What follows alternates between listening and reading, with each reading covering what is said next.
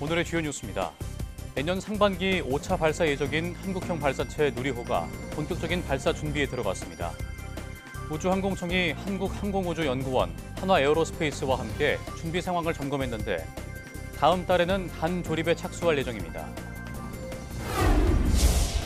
국내 연구진이 치사율이 무려 100%에 달하는 광견병 바이러스의 치료법을 개발했습니다.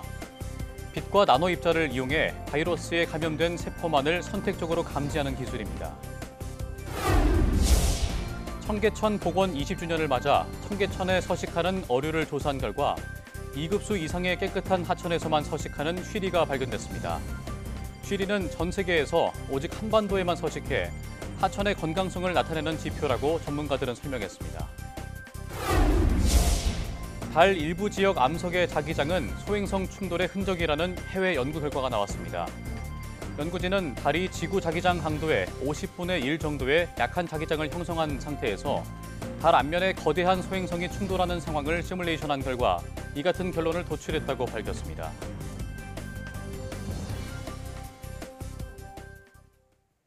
여러분 안녕하십니까? 사이언스 투데이 시작합니다. 한국형 발사체 누리호가 내년 상반기 5차 발사를 위한 본격적인 준비에 들어갔습니다. 우주항공청은 한국항공우주연구원, 한화에어로스페이스와 함께 누리호 5호기의 단 조립 착수를 위한 준비 상황을 점검하고 후속 조치 상황을 논의했다고 밝혔습니다. 이에 따라 누리호의 단 조립도 다음 달에 시작됩니다.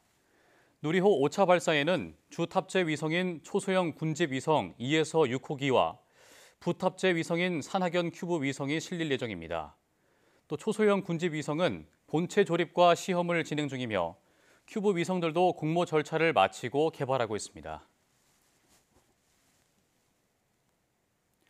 달 일부 지역 암석의 자기장은 소행성 충돌의 흔적이라는 연구 결과가 나왔습니다. 미국 MIT 연구진은 달이 지구 자기장 강도의 50분의 1 정도의 약한 자기장을 형성한 상태에서 달 앞면에 거대한 소행성이 충돌하는 상황을 시뮬레이션한 결과 이 같은 결론을 도출했다고 밝혔습니다. 연구진은 소행성 충돌로 이온화된 입자 구름이 형성돼 달 주위를 잠시 둘러싸고 이것이 자기장을 증폭시켜 충돌 지점 정반대쪽 뒷면에 강한 자기장이 집중되는 현상을 일으켰다고 설명했습니다. 달 뒷면 암석의 강한 자기장 흔적은 지난 1960년에서 70년대 아폴로 탐사 이후 확인됐지만 정확한 원인은 밝혀지지 않았습니다. 중추신경계를 망가뜨려 치명적인 뇌 손상을 유발하는 광견병 바이러스. 국내 연구진이 빛과 나노 입자를 이용해 이 바이러스를 없애는 치료법을 개발했습니다. 보도에 박나연 기자입니다. 동물의 침이 피부 상처나 점막을 통해 몸 안에 들어오면서 감염되는 광견병 바이러스. 주로 개에게 물릴 때 전파되는 것으로 알려졌는데 바이러스가 신경계를 따라 뇌로 이동하면서 중추신경계에 치명상을 입힙니다. 하지만 아직 예방주사 외에는 별다른 치료제가 없어 치사율이 무려 100%에 달합니다. 이런 가운데 국내 연구진이 광견병 바이러스에 감염된 세포만을 선택적으로 감지하는 나노 입자를 개발했습니다. Our research started because there is an urgent need for better ways to treat VBS. VBS is a deadly viral infection that attacks the brain and the nervous system. 나노 입자로 광견병 바이러스를 치료하는 방식은 간단합니다. 입자를 대상자에게 주사하면 입자가 뇌혈관 장벽을 뚫고 감염 부위 방향으로 이동합니다. 그런 다음 해당 부위에 파장이 긴 2차 근접외선을 쪼여주면 빛에서 나오는 열과 활성산소가 광견병 바이러스를 사멸시키는 겁니다. 이때 정확히 감염 세포만을 공격할 수 있는 이유는 나노 입자가 광견병 바이러스의 당단백질에 결합하는 특이 유전자를 장착하고 있기 때문입니다. 저희들이 하는 큰 그림은 치료 목적으로 바이러스를 선택적으로 죽일 수 있다. 이런 특별한 빛의 파장으로 그래서 거기서 열도 낼 수 있고 활성산도 낼 수 있어서. 연구진은 감염 부위를 고해상도로 실시간 관찰한 결과 광견병 바이러스가 최대 90%까지 죽은 것을 확인하는 등 효과 검증도 마쳤다고 밝혔습니다. 연구진은 이번 광견병 치료제 개발을 시작으로 감기와 코로나 등 다른 바이러스의 치료도 가능하도록 후속 연구를 이어간다는 계획입니다. YTN 사이언스 박나연입니다. 유니스트 강주헌 바이오메디컬 공학과 교수 연구팀은 혈장 단백질로 만든 인공 혈전을 이용해 혈액 속 세균을 체외에서 제거하는 정화 장치를 개발했다고 밝혔습니다. 체외 세균 정화 장치는 흐르는 혈액에 인공 혈전을 넣어 세균을 흡착 제거하는 방식입니다. 연구팀은 이 장치를 이용한 실험에서 황색포도 상구균과 대장균, 항생제 내성균 등의 세균이 90% 이상 제거됐다고 설명했습니다. 또 쥐 실험에서도 감염 3시간 만에 염증 수치가 감소했고 이틀 연속 치료한 경우 생존율이 100%에 달했다고 덧붙였습니다. 금속이 필요한 전기 모터에 금속 없이 탄소 나노튜브만으로 전기 모터 코일을 구성하고 사용할 수 있는 기술이 개발됐습니다. 키스트 김대윤 복합소재기술연구소 책임연구원 연구팀은 액체와 고체의 중간 상태인 액정의 정렬 원리를 이용한 새로운 탄소 나노튜브 정제 공정을 개발해 금속 없이도 전기 모터를 구동하는 데 성공했다고 밝혔습니다. 특히 이번에 개발한 코일로 만든 모터를 사용한 모형 자동차 실험을 통해 도로 위에서도 안정적으로 주행하는 것을 확인했다고 설명했습니다. 기후변화로 홍수와 가뭄 같은 물 관련 재해가 갈수록 빈번해지고 있습니다. 수자원 관리의 중요성이 커지는 가운데 오는 2027년 발사를 목표로 세계 첫 수자원 전용 위성 개발이 추진되고 있습니다. 이상곤 기자입니다. 장마철마다 우리 물관리당국은 군남댐 수위 변화를 예의주시하고 있습니다. 상류에 있는 북한 환강댐에서 사전 통보 없이 무단 방류를 할 경우 큰 침수 피해로 이어질 수 있기 때문입니다. 해외 민간위성 자료를 활용하고 있지만 매번 비용이 발생하고 관측이 제한적이어서 정밀 감시와 실시간 대응에는 한계가 있습니다. 한반도는 지형과 해안선이 복잡하고 북한의 경우에는 기상자료의 부재로 남북한 공유하청 관리를 위한 원격 함사의 필요성이 증가하고 있습니다. 홍수와 가뭄 등 물 관련 재해에 대응하고 효율적인 수자원 관리를 위해 환경부 주도로 수자원 전용 위성 개발이 추진되고 있습니다. 미국 나사 등이 기후감시 위성을 운영하고 있지만 수자원에 특화된 전용 위성은 이번이 처음입니다. 영상위성과 통신위성 2기로 2027년 발사를 목표로 하고 있습니다. 특히 영상위성에는 마이크로파 영상 레이더가 탑재돼 구름이 많을 때나 야간에도 한반도 전역을 관측할 수 있습니다. 위성이 보내온 물 관련 정보를 분석하고 활용할 시설은 세종시에 새롭게 조성되고 있습니다. 공정률 86%로 오는 10월 준공을 목표로 막바지 공사가 진행 중입니다. 우리 물관리당국은 정밀 감시를 위한 초소형 군집위성 7기도 2029년까지 추가로 발사해 댐 등 주요 국유시설 감시와 녹조 관측에 활용할 계획입니다. 초정밀 재해 감시와 대응 기술을 확보함으로써 기후위기로 인한 전 지구적 물 문제 해결을 선도하고 세계 물산업 시장에서도 새로운 기회를 창출할 것으로 기대합니다. 기후변화 위기 속에 위성을 활용한 신속 대응체계 구축으로 수자원 분야의 국제적 위상이 한층 강화될 전망입니다. YTN 이상곤입니다. 이번 주에는 낮 기온이 점차 오르며 초여름 날씨가 이어지겠고 대선 당일에는 흐리거나 비가 오는 곳이 있을 것으로 보입니다. 기상청은 우리나라 동서로 고기압이 자리 잡으며 대체로 맑은 날씨가 이어지고 서울 낮 기온이 25도에서 29도 사이로 예년보다 4도가량 높겠다고 밝혔습니다. 6월이 시작하는 다음 주에도 예년보다 더운 날씨가 예상되는 가운데 제21대 대통령 선거일인 3일은 영국 기상청 통합 모델 기준으로 전국이 흐린 가운데 일부 지방에 비가 내릴 가능성이 큽니다. 과수 잎과 줄기가 마치 불에 타 화상을 입은 것처럼 검게 마르는 과수 화상병이 충북을 시작으로 전국 곳곳으로 확산하고 있습니다. 덥고 습한 날씨로 확산 우려가 커진 데다 치료제도 없어 관계 당국이 예찰과 방역에 총력을 기울이고 있습니다. 김기수 기자가 보도합니다. 굴착기가 사과나무를 통째로 뽑아냅니다. 뽑힌 나무들은 과수원 한쪽에 겹겹이 쌓입니다. 과수 화상병이 발생한 농가로 중장비를 동원한 긴급 매몰 작업이 진행되고 있습니다. 과수 화상병이 발생한 농가의 외부인 출입도 철저히 통제되고 있습니다. 충북 충주에서 올해 첫 과수 화상병이 발생한 이후 경기도와 충남, 전북 등 전국 곳곳으로 번지고 있습니다. 특히 지금까지 한 번도 발생하지 않았던 충북 청주의 사과농가에서도 발병이 확인됐습니다. 아직 과수화상병을 치료할 수 있는 약재가 없어 병든 나무는 모두 땅에 묻을 수밖에 없는 상황. 더구나 덥고 습한 날씨에 세균 활동까지 활발해지면서 확산 속도가 더 빨라질 수 있습니다. 이에 관계당국은 치료제가 없는 만큼 예방이 가장 중요하다며 과수원 출입 이력 관리와 도구 소독에 각별히 주의해달라고 당부합니다. 사과배 농가에서는 적과 등 작업 시 도구 소독을 철저히 해주시고 정기적으로 예찰하며 의심 증상이 있으면 즉시 관할 농업기술센터에 신고해 주시기 바랍니다. 과수화상병이 발생한 과수원은 1년 6개월 동안 나무를 다시 심을 수 없어 농가들의 긴장감이 더욱 높아지고 있습니다. YTN 김규수입니다.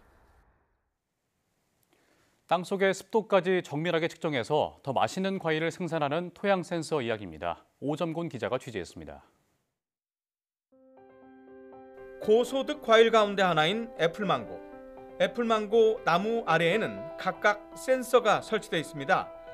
뿌리 근처 땅 속의 수분 함량 등을 측정하는 이른바 토양 센서입니다.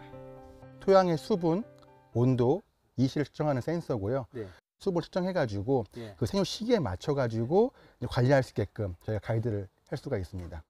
땅속 습도가 너무 낮으면 물을 더 주고 반대로 습도가 너무 높으면 물을 덜 주는 방식으로 관리하는 겁니다. 특히 나무 한 그루 한 그루를 개별적으로 정밀 관리하는 건데 이렇게 하면 당도 높고 품질 좋은 과일을 생산할 수 있습니다. 그보다 더 중요한 건 피해 예방인데 뿌리가 썩거나 열매가 터지는 열과 피해를 줄일 수 있다고 합니다. 이 수분 부족으로 인해서 과일이 깨지거나 아니면 수분이 너무 비가 많이 와서 좀 물러서 깨지거나 이런 현상을 열거라 그러는데요. 현재 이 토양 센서는 제주도 내 50여 개 감귤 농가에 1000여 개가량 보급돼 있습니다. 네, 이 토양 센서의 배터리는 충전식입니다. 1회 2시간가량 충전하면 4개월간 쓸 수 있다고 합니다. 특히 가격 면에서 이 토양 센서는 기존 제품의 10분의 1도 안 돼서 농가 보급이 빠르게 확대될 것으로 기대되고 있습니다. 기후변화에 취약한 작물에 대해 스마트 농업 기술을 적용하고 농업 현장에서 수집된 빅데이터를 활용해서 농업인들이 편하게 농사 지을 수 있도록 적극 지원하고 있습니다. 무더위와 폭우가 심했던 지난해 제주 감귤 농가의 열과 피해율은 19.8%, 직전 연도보다 2.4배 많았던 것으로 파악돼서 기후변화에 대한 발빠른 대응이 절실한 상황입니다. YTN 오점곤입니다. 국립중앙과학관이 청계천 복원 20주년을 맞아 청계천에 서식하는 어류를 조사한 결과 2급수 이상의 깨끗한 하천에서만 서식하는 쉬리를 발견했다고 밝혔습니다. 이번 조사는 청계천이 시작되는 청계광장과 모전교 인근부터 중랑천과 만나는 합수부까지 총 6개 지점을 대상으로 진행됐는데 상류부터 중하류까지는 유형성 어류인 피라미가 많았고 최하류는 참붕어가 주를 이루었습니다. 그중 특히 상류 구간인 관수교 인근에서 채집된 쉬리는 전 세계에서 오직 한반도에만 서식해 하천의 건강성을 나타내는 지표가 발견됐다는 데 의의가 큽니다. 중앙과학관은 향후 계절별 추가 조사를 통해 쉬리를 포함한 어류에 대한 정밀 모니터링을 수행하고 지속 가능한 청계천 관리 방안을 서울시에 제공할 예정입니다.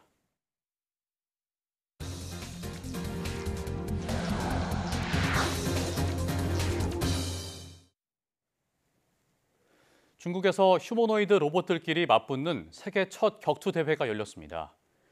이번 대회는 휴머노이드 로봇이 단독, 단체 시범을 펼치는 공연 부문과 4개 팀이 실시간 제어 격투를 벌여 승자를 기리는 경기 부문으로 나뉘어 진행됐습니다.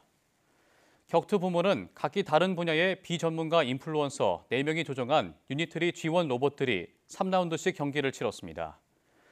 G1은 유니트리가 지난해 출시한 휴머노이드 로봇으로 신장 1.3m 안팎에 체중은 35kg입니다.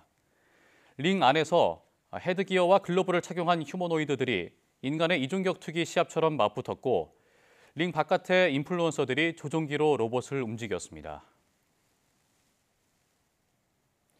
인공지능이 인간의 작동 종료 지시를 거부한 사례가 최초로 보고됐습니다.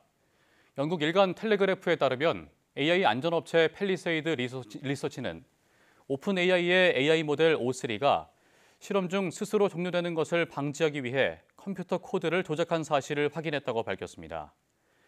연구팀은 AI 모델에 나중에 그만이라는 명령을 받을 때까지 수학 문제를 풀라는 지시를 내렸습니다. 그러나 O3는 연구팀으로부터 그만이라는 지시를 받은 뒤에도 코드 교란을 통해 문제를 계속 풀었습니다. 연구팀은 AI 모델이 수학 문제를 풀면 더 많은 보상을 받도록 훈련됐기 때문에 종료를 회피하려고 했을 가능성이 있다고 추측했습니다. 디지털 시대가 되면서 집중하는 데 어려움을 겪는 사람들이 늘고 있습니다.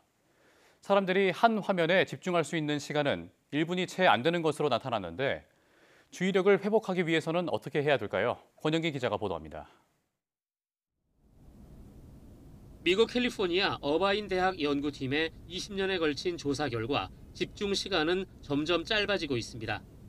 2003년 처음 연구를 시작할 때만 해도 사람들이 한 화면에 평균 2분 30초 집중할 수 있었습니다. 2012년에는 75초로 줄었고 2016년부터 2020년까지 연구에선 불과 47초로 나타났습니다. 24시간 쏟아지는 뉴스와 불확실한 세계 상황, 끝없이 이어지는 새로운 화면이 상황을 악화시킵니다.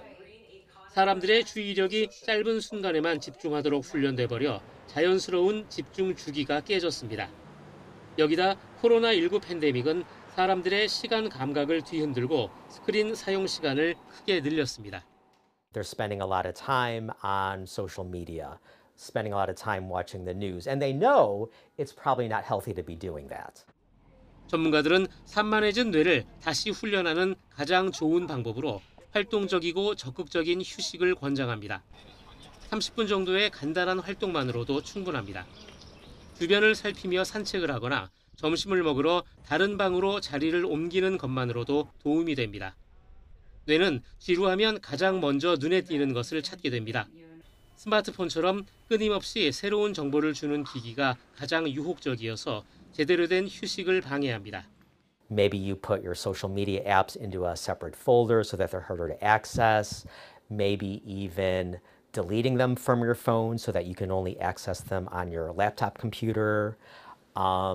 Turning off notifications.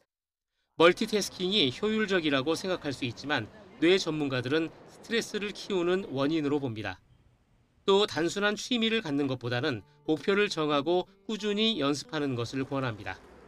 YTN 권영입니다. SK텔레콤 해킹 사건을 조사 중인 민관합동조사단이 다른 이동통신사의 해킹 피해 여부에 대해서도 직접 조사에 나섰습니다. SKT 해킹 민관합동조사단은 그동안 통신 플랫폼 업계에 대해 악성 코드 자율 점검 기조를 유지했지만 지난주 KT와 LG U+를 대상으로 예방 차원 조사에 나섰습니다. 조사단은 SKT 해킹 집단이 BPF 도어라는 리눅스용 악성 코드를 이용해 국내 다른 통신사에도 사이버 공격을 시도했을 가능성이 있다고 보고 있습니다. 이에 따라 SKT 서버 점검에 사용한 악성 코드 변종 202종에 대한 백신을 KT와 LG U+ 서버에 적용해 감염된 곳이 있는지 살펴보고 있습니다. 미국 트럼프 행정부의 관세 부과와 이에 따른 무역 불확실성 확대로 한국의 국내 총생산 성장률이 약 1%포인트 하락할 수 있다는 자본시장연구원의 분석이 나왔습니다. 장보성 연구위원은 트럼프 행정부의 대외 경제정책 영향과 대응 방향 세미나에서 미국은 두 번째로 큰 수출 대상국으로 지난해 한국 수출에서 약 19%를 차지한 국가며 미국의 관세 부과로 국내 GDP 규모는 약 0.5% 감소하고 GDP 성장률도 약 0.5%포인트 줄어드는 것으로 추정된다고 지적했습니다. 또 미국이 90일간 부과를 유예한 국가별 상호 관세가 정식 발효되면 경제 충격은 더욱 커질 수 있다고 분석했습니다. 한 달 넘게 진전이 없는 EU와 관세 협상에 불만을 표출하며 다음 달부터 50% 관세를 부과하겠다고 위협했던 트럼프 미국 대통령이 이틀 만에 한 발 물러섰습니다. 유럽연합 집행위원장과의 통화 직후 관세를 7월 9일까지 유예하겠다고 밝혔습니다. 김잔디 기자가 보도합니다. 트럼프 미국 대통령은 현지 시간 23일 SNS를 통해 유럽연합에 당장 6월 1일부터 50%의 관세를 부과하겠다고 밝혔습니다. EU와의 협상에 아무 진전이 없다면서 50% 관세는 협상용 카드가 아니라고 재차 압박했습니다. I'm not looking for a deal. I mean, we've set the deal. It's at 50%. But again, there is no tariff if they build their plant here. 이 같은 발언에 뉴욕 증시는 동반 하락했고 시장은 불안을 감추지 못했습니다. 이틀 만에 트럼프 대통령은 또 말을 바꿨습니다. 우르줄라 폰데어라이엔 유럽연합 집행위원장과 전화 통화를 한 직후입니다. And she asked for an extension on the June 1st date. And she said she wants to get down to serious negotiation. We had a very nice call, and I agreed to move it. I believe June 9th would be, July 9th would be the date. 이어 EU 집행위원장은 미국과의 협상이 신속하게 진행될 것이라고 말했다고 덧붙였습니다. 폰데어라이엔 집행위원장은 트럼프 대통령과 통화에서 좋은 합의에 이르기 위해서는 7월 9일까지 시간이 필요하다고 답했다고 밝혔습니다. 7월 9일은 애초 미국이 지난달 각국에 대해 발표한 상호관세 유예가 만료되는 시점입니다. 통화에 대해 구체적인 내용은 알려지지 않았지만 EU가 최근 제안한 협력 강화와 상호관세 인하에 대해 미국이 시큰둥한 반응을 보였던 것을 감안하면 EU의 추가 양보안이 나왔을 가능성이 있습니다. EU는 지난달 미국의 국가별 상호관세 90일 유예 결정에 호응하기 위해 미국에 대한 보복관세 계획을 7월 14일까지 보류하고 27개 회원국의 의견을 수렴하고 있습니다. YTN 김잔디입니다. 전국 최대 규모의 해양 축제인 화성 뱃놀이 축제가 이번 주 금요일부터 사흘간 경기 화성 전국항 일대에서 열립니다. 성큼 다가온 여름, 가족 단위로 바닷가 나들이 계획하시는 분들은 참고하시면 좋을 것 같습니다. 최명신 기자가 소개합니다.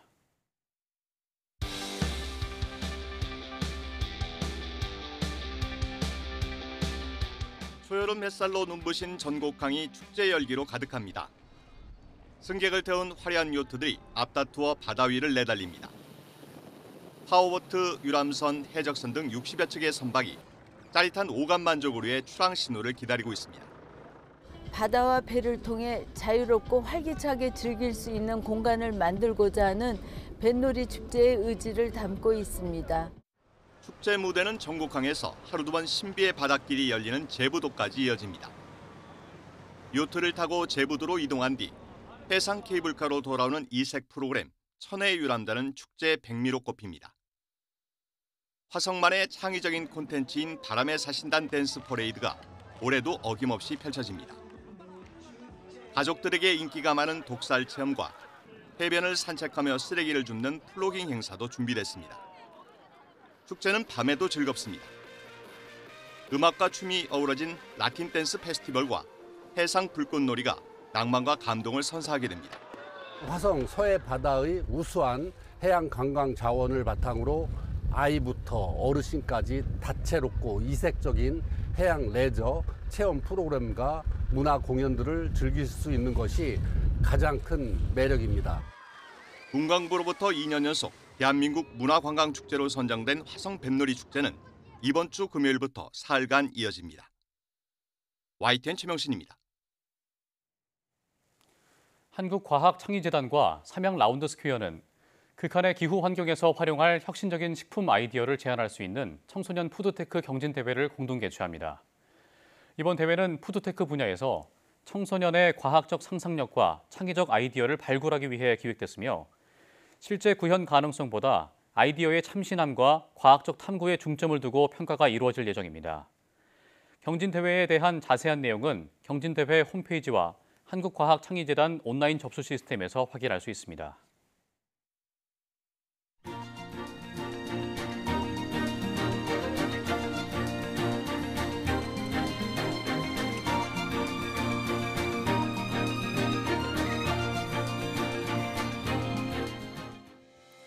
인공지능이 인간의 종료 지시를 거부한 최초의 사례가 나왔다는 보도 전해드렸는데요. 날이 갈수록 AI가 더 많은 자율성을 확보하면서 언젠가는 인간의 통제를 벗어날 수 있다는 우려가 커지고 있습니다. 기술의 발전과 함께 따라오는 사회적 윤리 문제를 다 같이 고민해봐야 할 것 같습니다. 뉴스 마칩니다. 고맙습니다.